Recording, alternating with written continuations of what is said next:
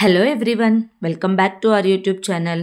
Last పార్ట్లో రాక్షసులు వచ్చి భీముడితో హిడింబికి మీకు వివాహం జరుగుతుందని చెప్పి వెళ్తారు.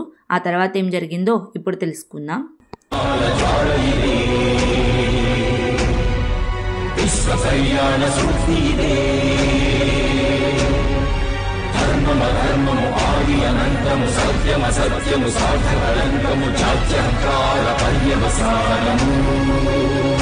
శక్తిదే భక్తిదే జీవన్ ముక్తికి మార్గమిదే పంచమ వేద సారం మహాభారతం కృష్ణుడు చూపిన లీల ఇది జీవన వేద మార్గమిది గీత జనించిన క్షేత్రమే ఇది మహాభారతం.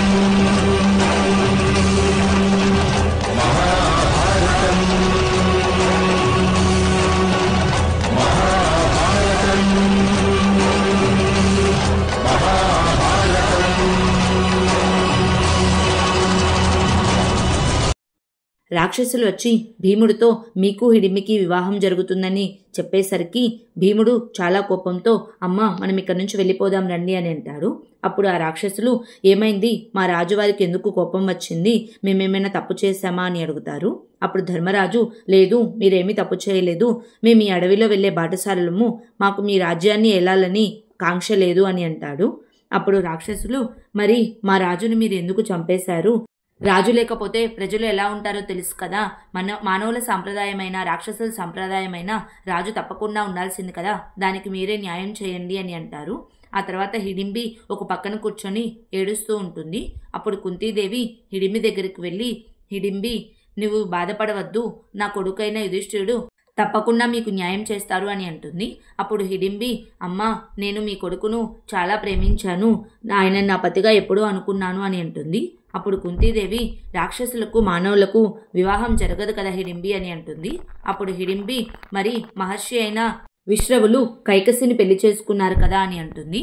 అప్పుడు కుంతీదేవి అందుకే వాళ్ళకి రావణాసురుడు జన్మించారు అని అంటుంది. అప్పుడు హిడింబి విభీషణుడు కూడా వాళ్ళ కొడుకే కదమ్మా, మీరు నా మాట నమ్మండి, మాకు పుట్టే కొడుకును మంచి లక్షణాలతో భీషణుడిలాగా పెంచుతాను, నన్ను నమ్మండి అని బాధపడుతుంది. అప్పుడు కుంతీదేవి హిడింబి నీవేమీ బాధపడవద్దు, రాజు లేకపోతే ఏమైంది, మీ రాక్షస యువకుల్లో మంచివాడిని చూసి వాడిని రాజుగా నియమించి నీవు రాణిగా పరిపాలన చెయ్యి అని అంటుంది. అయినా సరే హిడింబి బాధపడుతూ ఉంటుంది. అప్పుడు కుంతీదేవి హిడింబి నీవు ఈ రాక్షస రాజ్యాన్ని వదిలి రాలేవు, అలాగే నా కొడుకు కూడా మిగిలిన జీవితాన్ని ఇక్కడ గడపలేడు కదా అని అంటుంది. అప్పుడు హిడింబి కొంతకాలం అమ్మ, కొంతకాలం గడిచిన తర్వాత మాకు ఒక కొడుకు జన్మిస్తే అతన్ని ఈ రాక్షస రాజ్యానికి రాజుగా నియమించి మీరు ఇక్కడి నుంచి వెళ్ళిపోవచ్చు, ఇది నా వాగ్దానం, నేను నా మిగిలిన జీవితాన్ని ఆ జ్ఞాపకాలతో బ్రతికేస్తాను అని అంటుంది. అయినా సరే కుంతీదేవి ఆలోచిస్తూ ఉంటుంది. అప్పుడు హిడింబి కుంతీదేవి కాళ్ళు పట్టుకొని అమ్మ ఈ భిక్షగత్తెకు భిక్షను వేశాననుకోండి అని బాధపడుతుంది. అప్పుడు కుంతీదేవి హిడింబిని పైకి లేపి నా కొడుకు కాబోయే వధువు భిక్షగత్తె ఎందుకు అవుతుంది అని అంటుంది. దానికి హిడింబి కూడా చాలా సంతోషిస్తుంది. ఆ తర్వాత రోజు ఉదయాన్నే హిడింబికి భీముడికి వివాహం నిశ్చయిస్తారు. రాక్షసులంతా కలిసి చాలా ఆనందంగా ఉంటారు. మనుషుల ఆచారాలకు రాక్షసుల ఆచారాలకు చాలా తేడా ఉండడంతో ఆ పాండవులంతా ఆశ్చర్యంగా చూస్తూ ఉంటారు.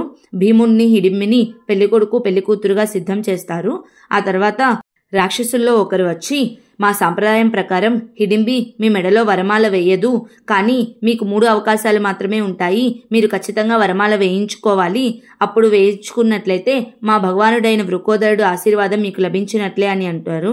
అప్పుడు అర్జునుడు నకుల సహదేవులు వచ్చి భీముడిని పైకి ఎత్తుపట్టుకోగా భీముడు హిడింబి మెడలో వరమాల వేస్తారు.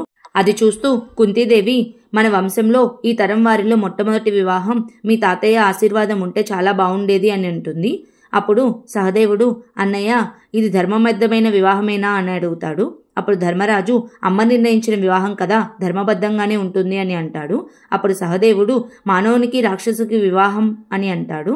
అప్పుడు కుంతీదేవి ఈ కులం జాతి వర్ణం వీటన్నిటి వల్ల ప్రేమ బందీ అయిపోతుంది అని అంటుంది. అప్పుడు ధర్మరాజు మీరు చెప్పింది నిజమే అమ్మ, హిడింబి చూడండి చాలా సంతోషంగా ఉంది అని అంటాడు.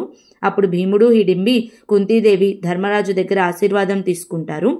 కొన్ని రోజులు గడిచిన తర్వాత పాంచాల రాజపురోహితుడు ఒక ఆహ్వాన లేఖను, ఒక బహుమానాన్ని తీసుకుని హస్తినాపురం రాజైన ధృతరాష్ట్ర మహారాజు దగ్గరకు వస్తాడు.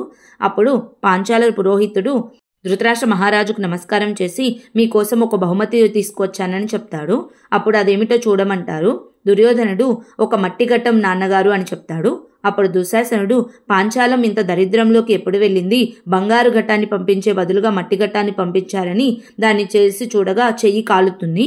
అప్పుడు పాంచాల రాజు పురోహితుడు అగ్నిని మాత్రమే మట్టి ఘట్టంలో బంధిస్తారని మీ యువరాజులకు తెలియకపోవడం చాలా ఆశ్చర్యంగా ఉంది అని మీకోసం ఒక లేఖ కూడా పంపించారని చెప్తాడు.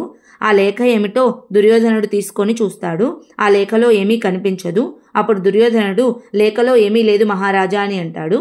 వెంటనే విదురుడు ఆ లేఖను మట్టిఘట్టంలో ఉన్న అగ్ని మీద వేడి చేయి పుత్ర, దాని మీద సమాచారం కనిపిస్తుంది అని అంటాడు. అప్పుడు దుర్యోధనుడు అదేదో మీరే చూడండి మహామంత్రి విదురా అని అంటాడు. అప్పుడు విదురుడు ఆ లేఖను తీసుకొని ఆ ఘట్టంలో ఉన్న అగ్ని మీద వేడి చేయగా దానిలో సమాచారం కనిపిస్తుంది. అప్పుడు విదురుడు ఇది పాంచాల రాజకుమారి అయిన ద్రౌపదికి వివాహ ఆహ్వాన పత్రిక అని అంటాడు. అప్పుడు ధృతరాష్ట్రుడు ఈ విధంగా పంపడానికి అర్థమేమిటి విదురా అని అంటాడు.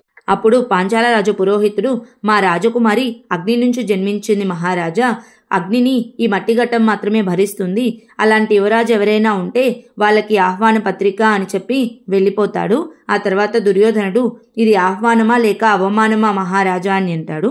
అప్పుడు శకుని వచ్చి ఇది అగ్ని లాంటిదే, దాన్ని నియంత్రిస్తే మంచిదే, లేకపోతే మృత్యువు లభిస్తుంది. అయినా ఇది అవమానమే కదా, అసలు ఈ హస్తినాపురం రాజ్యానికి యువరాజు ఎవరూ లేరు కదా అని అంటాడు. అప్పుడు దుర్యోధనుడు ఈ హస్తినాపురానికి నేనే వారసుని కనుక నేనే యువరాజుని అని అంటాడు. అప్పుడు శకుని మేనల్లుడా నీకు ఇంతవరకు యువరాజు పట్టాభిషేకం జరగలేదు కదా, దాని గురించి మహారాజు గారే చెప్పాలి అని అంటాడు. అప్పుడు ధృతరాష్ట్రుడు ఖచ్చితంగా పితామహులు ఆదేశిస్తే నిన్ను ఇప్పుడే యువరాజును చేస్తాను దుర్యోధన అని అంటాడు. వెంటనే దుర్యోధనుడు అయితే ఇప్పుడు పితామహులతో నేనే స్వయంగా వెళ్ళి మాట్లాడాల్సి ఉంటుంది అని అంటాడు. ఆ తర్వాత ఏం జరిగిందో నెక్స్ట్ పార్ట్లో తెలుసుకుందాం. Please like, share and subscribe to our YouTube channel.